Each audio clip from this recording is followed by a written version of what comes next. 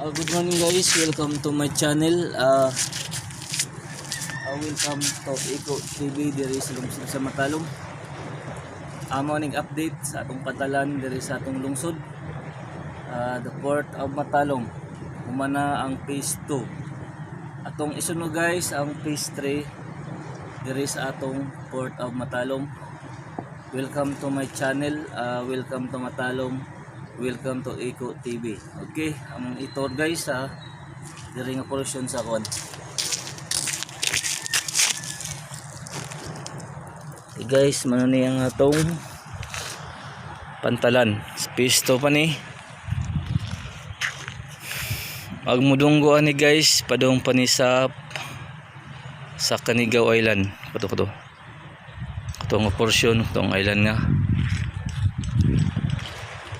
Mao ni ang atong humanagyod ang atong Port of Matalom phase 2. Okay guys, magtinabang nga jud ta alang sa kalambuan sa atong lungsod. Mo nag-ibabaw nga portion na guys. Okay,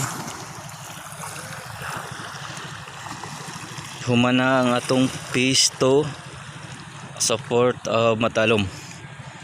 Okay guys, fully completed na niya. Ipalo na nato puhon ang phase 3 sa atong pantalan. Aron doon na natay biyahe sa Bohol o sa Cebu. Magtinabang nga dito guys alang sa kalambuan sa atong lungsod.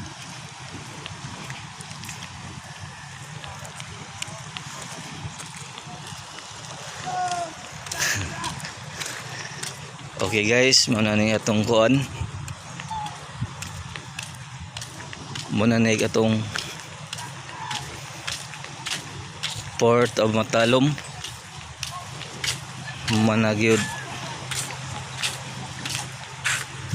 Okay guys, ngayon na guys.